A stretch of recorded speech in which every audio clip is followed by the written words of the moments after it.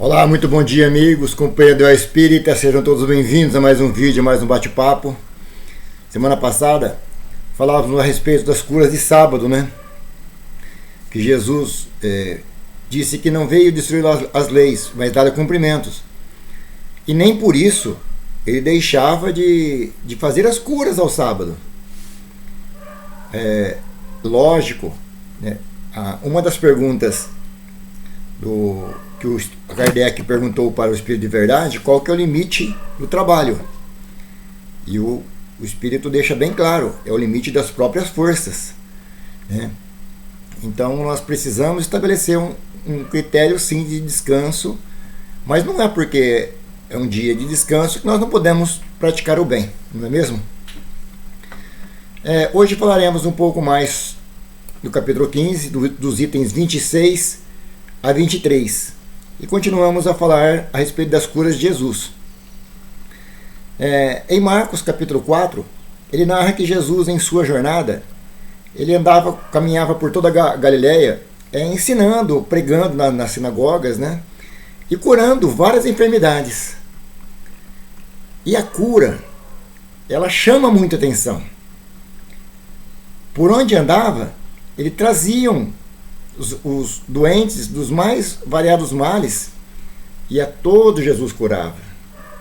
A passagem de Jesus, os fatos mais marcantes foram justamente as curas que ele promoveu.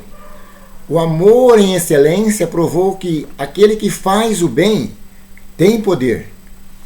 Não estava ali para se aparecer, nem tampouco satisfazer a curiosidade por meio de fatos extraordinários. Cristo veio para nos mostrar a lei de amor.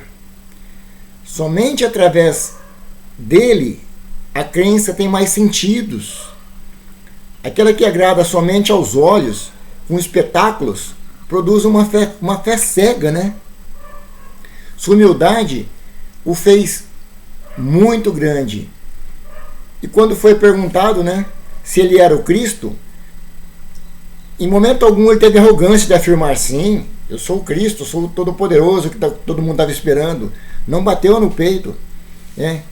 E narra tudo que ele tinha feito. Ele simplesmente responde: e de dizer a João, os cegos veem, os doentes são curados, os surdos ouvem, o evangelho é anunciado aos pobres.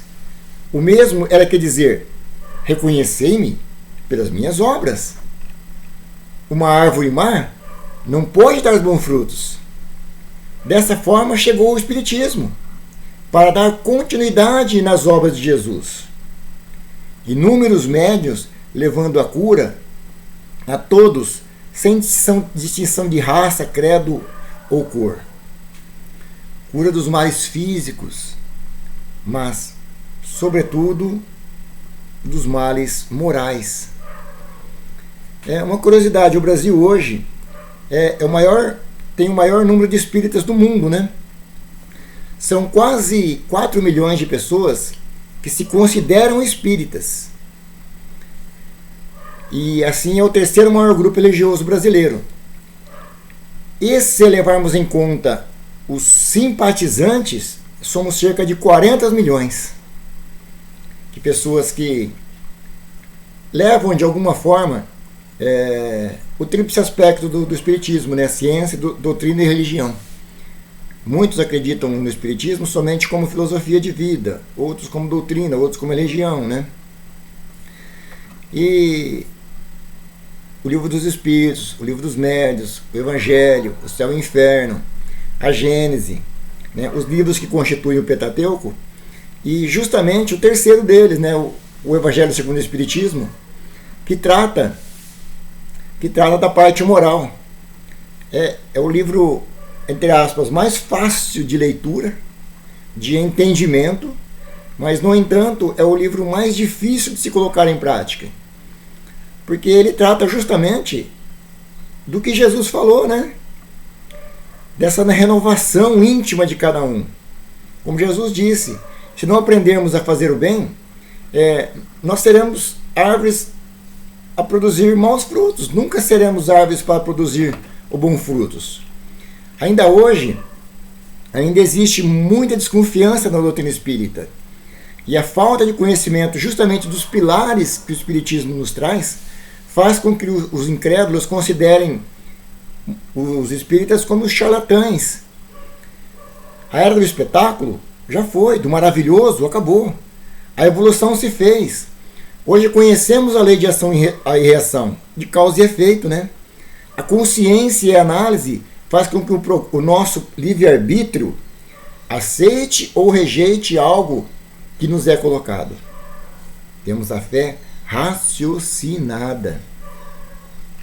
Em Marcos capítulo 1, Jesus ordena e os espíritos impuros deixam o encarnado.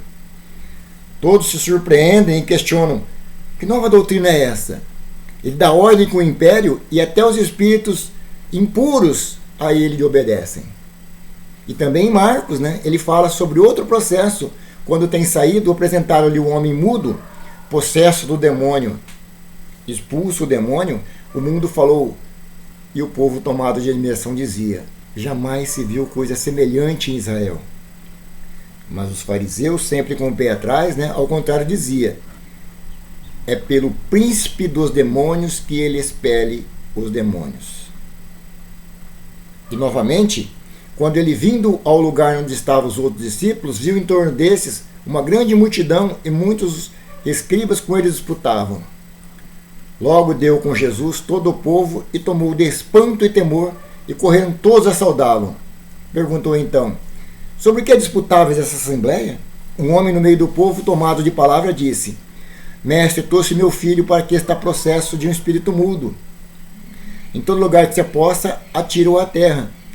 O menino espuma, rilha os dentes e torna todo seco. Pediu aos seus discípulos que o expulsassem, mas eles não puderam.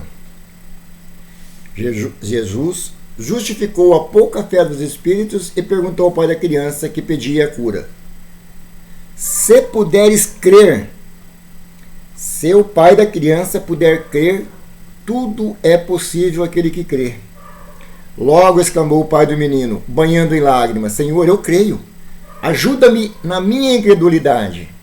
Jesus, vendo o povo acorrer em multidão, falou em tom de ameaça ao espírito impuro: o espírito surdo, sai desse menino e não entre mais nele. Jesus percebeu a vontade do Pai e chamou que a fé dele pudesse ajudá-lo. E novamente em Mateus 12 apresentaram um outro processo, mas Jesus tirou novamente, e novamente os fariseus criticaram Jesus, porque ele usa o próprio demônio para expulsar os outros. Esse homem expulsa os demônios com o auxílio de Beelzebu, príncipe dos demônios. E Jesus, profundamente conhecedor dos seus pensamentos, dos pensamentos dos fariseus, colocou como que Satanás expulsa Satanás. Se ele está brigando com ele mesmo, como pode, pois, o reino do Satanás progredir se ele mesmo está expulsando ele? Se eu expulso os demônios, é porque o Espírito vem de Deus. O reino de Deus veio até vós. Vejam bem, o que o Cristo disse, não veio destruir a lei. Pois é, o Espiritismo também não. E mais, o Espiritismo não criou nada novo. Tudo que os Espíritos nos ensinam é para nosso aperfeiçoamento.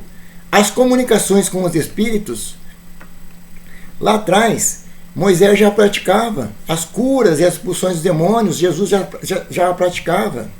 E hoje, após evoluir em ciência e conhecimento, o Espiritismo vem chamar a atenção para as pessoas. Possessões, obsessões, que não devemos mais expulsar os demônios. Hoje, troquemos a palavra expulsar o demônio, e sim fazermos a cura para ambas as partes. Ou seja, hoje nós temos carinho para com o encarnado que está necessitando de ajuda, em conjunto com o desencarnado. Ambos merecem nosso carinho e nosso amor, Porque aprendemos que o mal é um estágio passageiro do espírito. Ou seja, não se combate o mal com o mal. Muito longe de dizerem aí que as curas são pactos com o mal, que podem até ser curados, mas ficarão em débitos com aquele ser voltado eternamente ao mal, que sabemos que esse ser não existe. Pois tudo que irá contra os princípios de Deus, sabemos que é errado, que Deus é soberanamente justo e bom e não faria um ser voltado infinitamente ao mal. Tenham todos um bom dia, uma ótima semana e até semana que vem, se Deus assim o permitir.